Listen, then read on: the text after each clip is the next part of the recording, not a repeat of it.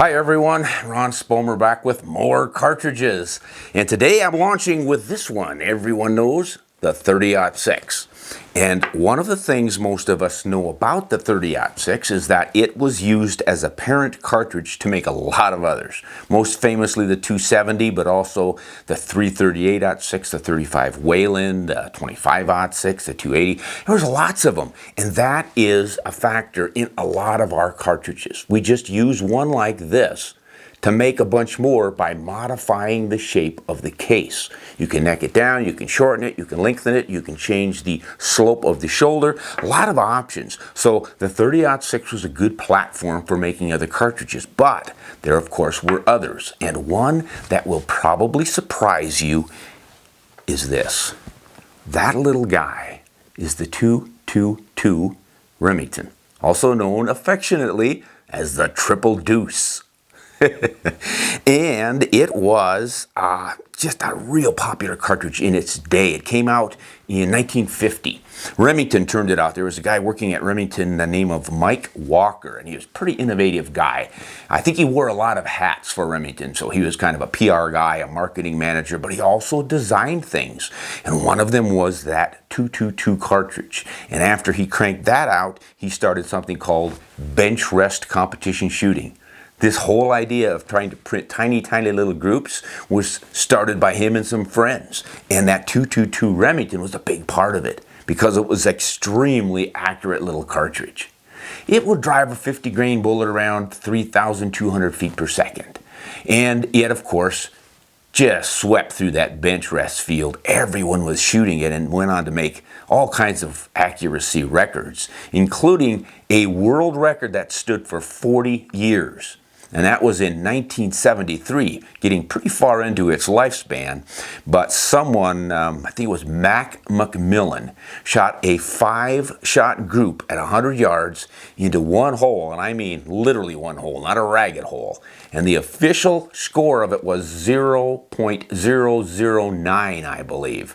And it stood for 40 years before it was finally broken. Wow. So that says a lot about that 222. But it was also extremely popular with varmint shooters. It was real popular with the fox hunters because it didn't damage the pelts very much. Shot pretty flat. You could figure on about a 250 to maybe 300 yard dead-on hold if you used the right bullet, good high ballistic coefficient and whatnot, and almost no recoil. 25 grains of powder in that would drive that bullet, and just with that tiny of a bullet and that much powder, didn't amount to much, so the recoil was almost nothing. A real delight to shoot.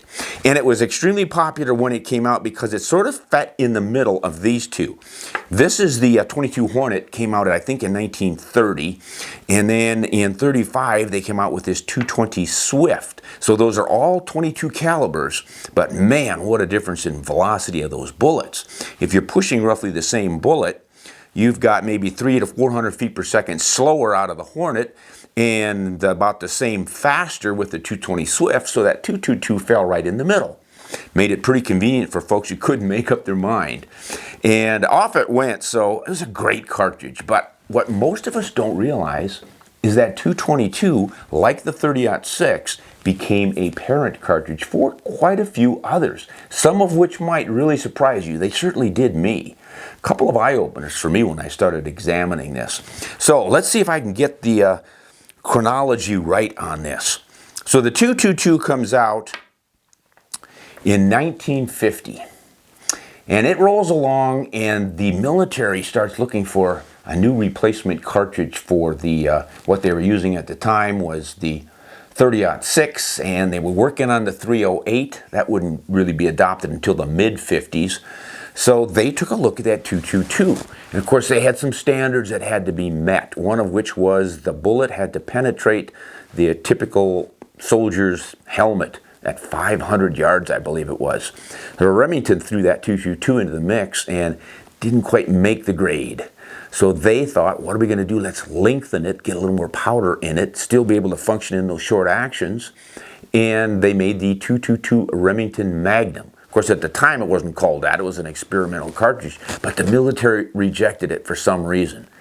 So Remington thought we did all that research and development, let's recoup some of our expenses here and turn it into a commercial cartridge. So they called it the 222 Rem Mag. Why not? It added about 100 feet per second to the 222, and it was just a little bit longer. Now, I apologize because I don't actually have one on the table. I could not find one in my supply of little demonstration cartridges. So just think of a cartridge that's a little bit longer than the 222, and that's your Rem Mag. But then that is probably going to remind you of something else that's real common and real popular. Right there. This is the son or daughter of this 222 that really sent it to an early grave. It's the 223 Remington. Now wait a minute. This guy is actually just a smidgen smaller or shorter than the 222 Rem Mag, and yet the military chose this one. They developed it. So I don't know if it was it was like the military was saying, Remington, we don't like your 222 Rem Mag idea. So we're going to make one on the same platform, a little bit shorter, and that's going to make the grade? I don't know how that happened, but the pressures from Sammy on both of those are the same. I think they're 55,000 PSI.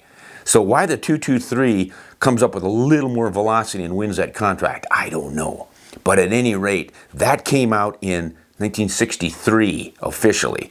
And once the military adopted that one, Remington saw the writing on the board and that we had better turn that into a commercial cartridge too. Because at that time, they were taking over from Winchester in the .22 market. It used to be all Winchester stuff, the 220 Swift, the .22 Hornet. They had a lot of different .22s, and here comes Remington storming in with that 222 and the whole family that's about to erupt. So they come out with the 223, and it's kind of funny. Why would you name it 223? It's also a 222. It's shooting a 224 bullet size. That's your diameter. Why don't you call it a 224 or a 222 because it's a .22 caliber? I suspect it was pretty obvious. You've got too many 222s flying around out there. How are we going to distinguish this one from the other two? Let's throw a 3 on the end of it, even though it didn't have anything to do with anything. There's no 3 in there anywhere. Anyhow, they called it the 223 Remington. And now they had that family, the little bit shorter 222, the little bit longer 22 Rem Mag, which we don't have here, and then the 223. Well, guess who survived and thrived? Of course, the military cartridge, because the brass just rained down. There was all sorts of brass free for the picking up at the range, and you could make anything you want out of that thing. So off to the races they went. So that was 1963. Now, the real surprise, no, that was 64 actually when they came out. They were playing around with it yet, but Remington didn't adopt it till 64. What they adopted in 63 was a real surprise. This little guy. And this is the 221 Fireball. Now, we've got the number game going on again. So there's your 222 Remington. Shorten it down and call it the 221 Fireball. Once again, you don't want to have too many 2s in there. Now, what's that little guy good for? I mean, if the 222 wasn't fast enough and they had to go to a longer one, a couple of them actually, why did they suddenly go short? Well, at the time they were developing that bolt-action pistol, the XP100, and the 222 was burning too much powder on the outside of that 14-inch barrel. I think they used 10.5 to 14.5-inch barrels in those, and they were just wasting powder. So they thought, let's go a little bit shorter, cut back the powder by about 5 grains, and they get a complete burn in that shorter barrel. Bingo, there's your 221 Fireball. Really popular with the handgun folks. What's really amazing about that, though, is it went on to foster a lot of cartridges of its own. And that's what we're going to get into for the rest of this video. But before I do that, I want to show you something you rarely see. Jewelry. On me, I am not a jewelry kind of guy, but my wife got me these delightful bracelets, which are really pretty coarse. There's no gold, there's no platinum, there are no diamonds. It's just some old wire. So why am I wearing some goofy wire bracelets? Because this supports an organization called Shepherds of Wildlife. They are in Africa helping the Africans to help themselves and wildlife at the same time. Shepherds of Wildlife raises money by using the anti-poaching patrols who capture the snares that are used over there for snaring everything. It's a big, big problem.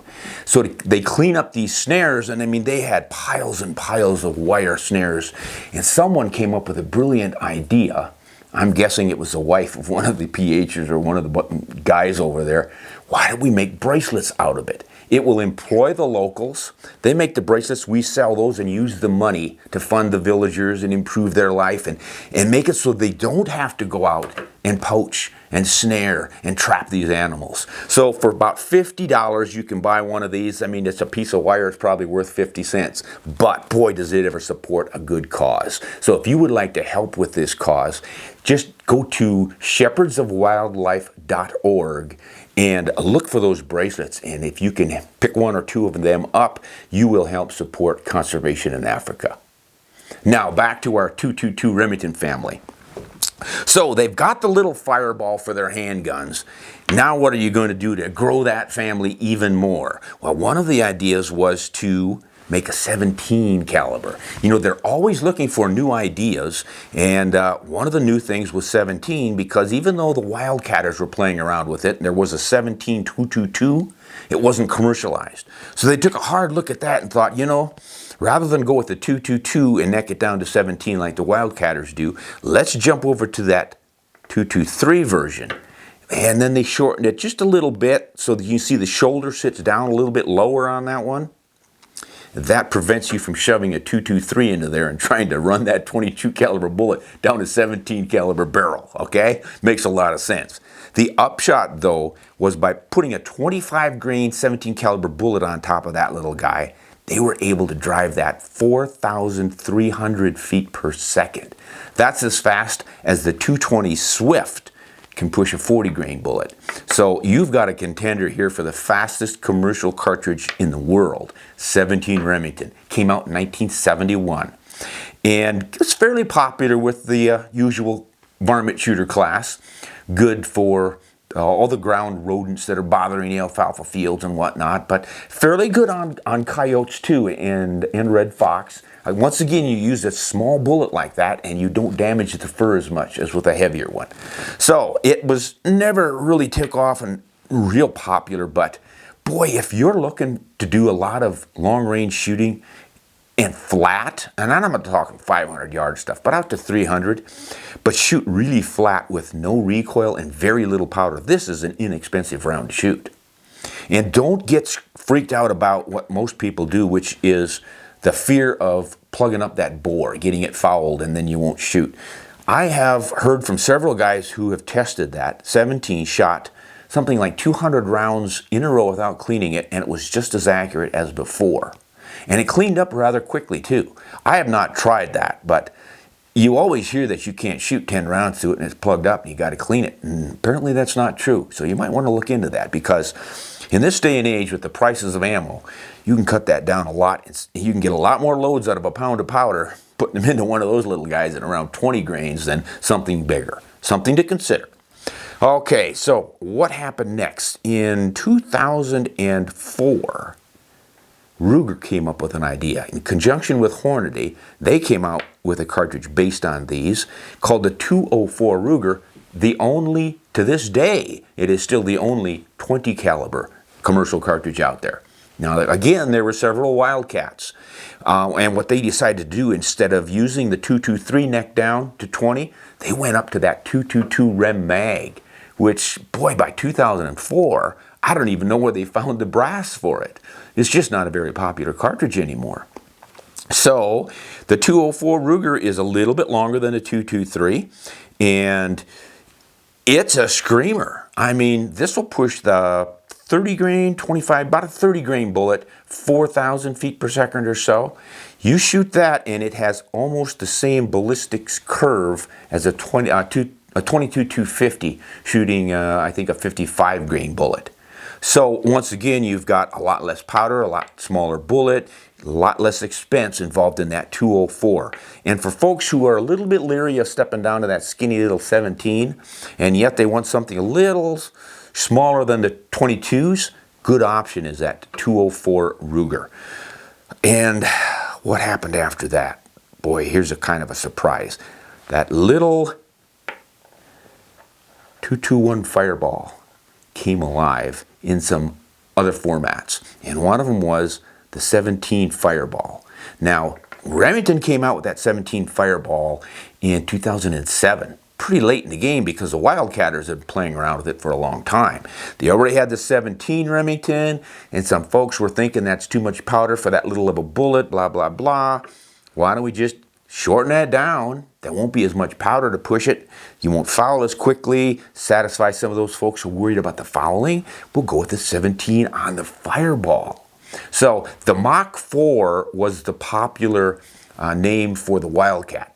The 17 Mach 4 because it would just break 4,000 feet per second with a 20 grain bullet. So they thought, well, let's not go with the same thing the wildcatters are using. Let's change it up a little bit. So they changed the shape of the case just a little bit. I think it's a little bit shorter than the Mach 4. Called it the Fireball, which I think is a great name. I mean, a cartridge called the Fireball, how can you miss? So there it is. The 221 Fireball became the 17 Fireball, and now you had a couple of them. But the real surprise is what they did next. That was the 300 Blackout. Now this is a strange one. Imagine, if you would, this little 221, this short, stumpy little thing that only holds about 15 grains of powder, and you're gonna open that up to a 30 caliber? And what are you gonna shoot in that thing? 150 grain bullets? Yeah. How about 220? Yeah. They shoot 220 grain bullets out of that little powder supply? How does that work? Well, the idea was silence, or as close to it as you can get. The experimenting was by J.D. Jones, who started a cartridge he called the Whisper. In fact, the whole family based on that 221 Fireball, the Whisper clan. 6mm Whisper, 6.57mm up to 30, and at which point you don't have enough diameter there to neck it down anymore. You're necked clear out. You're almost a straight. There's a little bit of a shoulder on that 30 Blackout. Well, J.D. called it the Whisper, and it was pretty successful, but it was always a proprietary cartridge. So when AAC, a company called AAC, I believe, started designing one, they thought, well, we can't step on his toes, so we're going to change it up a little bit enough that we can call it something else. We'll call it the Blackout, because a lot of the military were looking at this as a useful tool for, I don't know, 100 yards shooting, maybe a little farther, but quiet, because you could load that with a big heavy bullet and drive it about 1,100, maybe 1,000 feet per second, and that is under the sound barrier. So speed of sound, you're not going to have that ballistic crack of the bullet. So it goes crack, kaboom right there at the gun, but downrange, you don't hear the wacko that you can hear on a ballistic bullet. So that was the basic idea. And the military would use it for special ops undercover in the dark, and they'd put suppressors on the front of the gun and all, and boy, pretty successful. Well, of course, somebody started fooling around with it and figured out that not only is it fun to shoot targets and not make a lot of noise while you're doing it, but it proved to be pretty effective on feral hogs. And if you know anything about feral hogs in the South, they cause billions of dollars of damage to agricultural crops down there. And they're spreading all over, and it's just difficult to control them. So if you go out at night with a suppressor on a Blackout rifle, you can shoot that round, and before the pigs figure out what's going on, you can take out quite a few of them. So there's one of the places where that Blackout has really shined. Again, I wish I had the cartridge here to show you, but I looked through my supply and I could not find one. I have never worked with that. But a friend of mine, Tom Claycomb, did a hog hunt in Texas last year, and he was really impressed. He told me he was shooting a 300 Blackout, and I said, it'll probably bounce off. He said it worked beautifully. And no recoil, as you can imagine, hardly any recoil with that. Tiny little bit of powder. Wow, what a development. And who would have thought, all those years of trying to come up with faster and more powerful cartridges, now we're going the other direction. But it makes sense because there are special purposes and special uses. So why not take advantage of the cartridges we have, reshape them, rebrand them, come up with something new that does something that really no other cartridge had done before. And that's essentially what they do with the Blackout. So there's your family with that little 222. Unfortunately, the poor little guy is pretty much dead. You know, he went on to father a whole extended clan. In the meanwhile, they left him in the dust. I always say it's kind of like the old, the princes of the king, the sons of the king back in the old days in the Middle Ages and whatnot, would often bump off the poor old guy so they could become the king. It's kind of what these guys did to the 222. So today, the king of the whole heap is, of course, the 223. That's really what did in that 222 Remington. And really, I can't complain, and I can't blame people for using it. Once again, you've got the abundance of the military brass. Everybody in his dog who loads ammunition loads 223. You can find some really inexpensive stuff, or you can get some high-grade, high-quality stuff. Extremely accurate. I don't suspect it's any less accurate than the 222 Remington. So why not? And the 222 is going away. And I don't think anyone chambers rifles for it anymore. Maybe a few folks in Europe, but boy, not over here. It's just, and the 222 Rem, that's definitely gone because that's so close to the 223. Why bother? So the 204 Ruger, I think, is going to hang around, and I don't know about that 17. I think it should. The 17 Remington, I think it's a good option, especially for foxes and coyotes and fur getting.